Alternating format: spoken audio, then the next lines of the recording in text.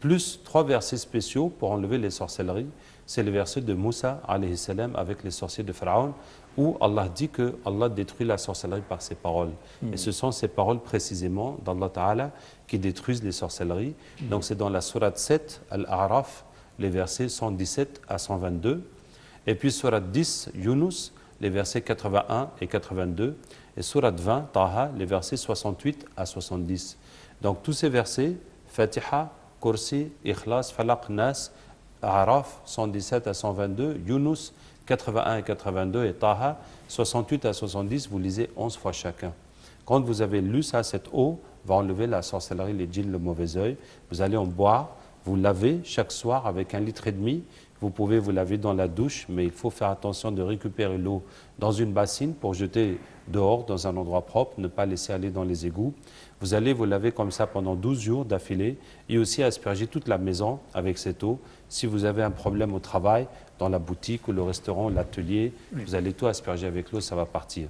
Donc voilà une formule très efficace que chacun peut faire et ça va vous montrer le pouvoir du Coran, puisque Allah dit, nous descendons un Coran qui est un remède et une miséricorde pour les croyants.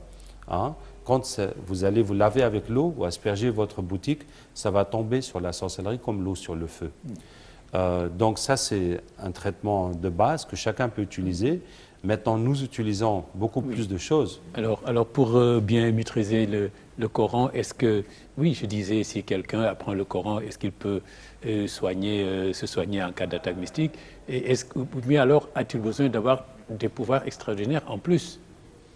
Non, il n'y a pas de pouvoir extraordinaire. Bon, il n'y a pas. Mais dans le Coran, plus on est pieux, plus on est pur, plus on y croit, plus on est concentré au moment de la lecture, plus ce sera efficace. Oui. Alors, on parle d'attaque de djinns.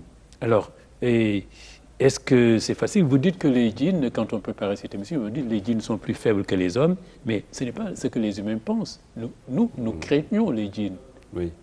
Mais vous dites qu'ils sont plus faibles que nous. Effectivement, les djinns sont plus faibles.